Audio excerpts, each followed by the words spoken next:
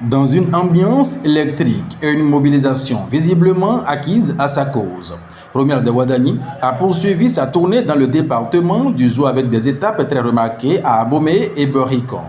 Entre bains de foule, messages d'espoir et engagement concret, le candidat s'est voulu proche des préoccupations quotidiennes des populations, mettant en avant une vision axée sur le travail, la dignité et la sécurité sociale des Béninois. Et justement, au cœur de son discours, une ambition forte, permettre à chaque citoyen de préparer sereinement ses vieux jours. Quand on a travaillé, on a économisé pour envoyer ses enfants à l'école. Et à la fin, l'enfant est à la maison, n'a pas de travail. Vous êtes fatigué, vous ne pouvez plus aller au marché. Et il n'y a pas de retraite. Et là, vous devenez quelqu'un qui a souffert toute sa vie, quelqu'un qui a travaillé toute sa vie, mais qui tombe dans la misère. Il faut faire en sorte que chacun gagne assez de revenus pour prendre un peu de ses revenus à côté avec l'appui de l'État pour réserver un peu pour les vieux jours.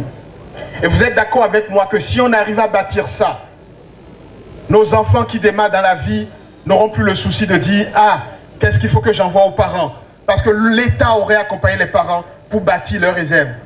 Et si les parents n'ont plus à attendre de tendre la main à leurs enfants pour se soigner, de tendre la main à leurs enfants pour se nourrir alors qu'ils ont travaillé toute leur vie.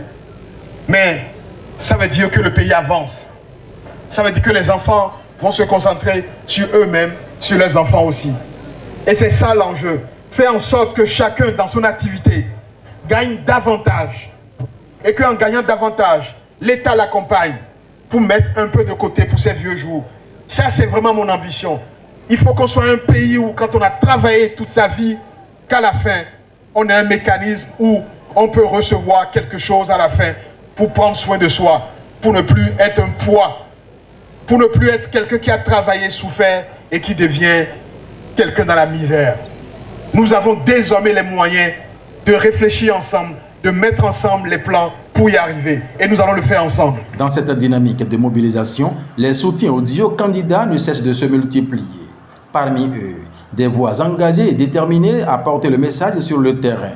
C'est le cas de El Hadj Abdul Gafari Malé Rossou, président de l'association des fidèles croyants, ami de Ouadani Talata, qui réaffirme sa conviction quant à la capacité de son candidat à impulser un mieux-être durable aux Béninois. Le candidat est venu pour présenter son projet de société. Ce qu'il va faire pour la commune d'Abomey et la commune de Berikon. C'est ça qu'il est venu expliquer à la population. Et je crois que la population est sortie massivement pour l'écouter. Et avec ce président, je crois que la ville de Berikon et la ville d'Abomey a vraiment de l'espoir. Et on voit que beaucoup de choses vont changer. Et il fera mieux que son prédécesseur, il nous l'a promis.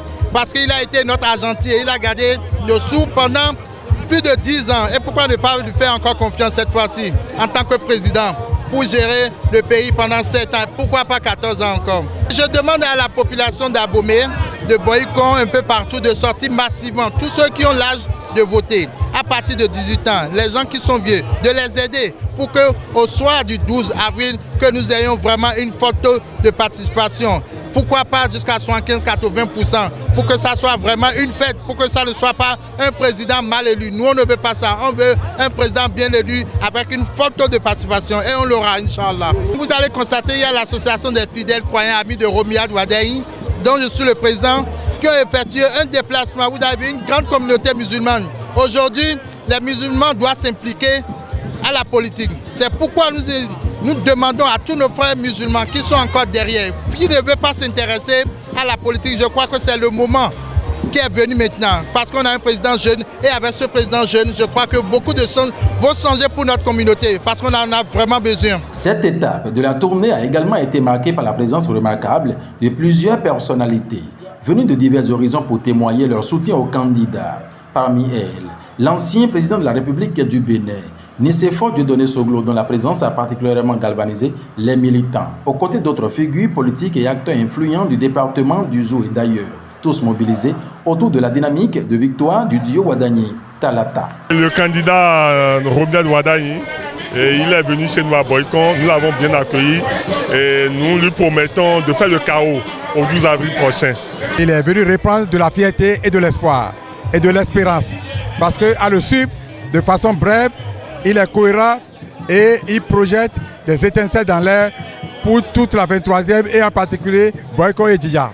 Le mot d'ordre, c'est de maintenir la troupe mobilisée pour le hisser le 12 avril 2026 au pouvoir pour lui permettre d'avoir la capacité d'implémenter tout ce qu'il a promis, tout ce qu'il a dit. Le candidat Romuald Wadayi avec sa colistière Talata sont venus nous porter des messages assez spécifiques à chaque commune. Donc Abomey sera une ville touristique au plan international et donc aménagée en conséquence, équipée en conséquence. Je suis sidéré aujourd'hui par le discours de notre candidat, le candidat Dio Talata. C'est vraiment une continuité et c'est une occasion d'abord de souhaiter une longue vie au président Talon.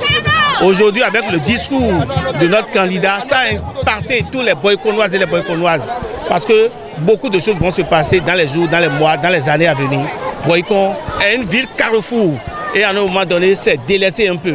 Mais tel que le candidat a libéré, c'est une joie immense. Je suis vraiment ravi aujourd'hui du discours du président et on dirait même que je suis en train de fêter mon anniversaire. Au terme de cette étape dans le département du Zo, le duo candidat entend poursuivre sa tournée de campagne à travers le pays, à la rencontre des populations. Une mobilisation qui reste fortement soutenue par l'association des fidèles croyants amis de Romuald Wadayi et de Mariam Tchabi Talata, toujours attachés à ses idéaux et résolument engagés pour la victoire du duo candidat au soir du 12 avril 2026. C'est pas seulement le marché. Ça veut dire que les projets en cours dans les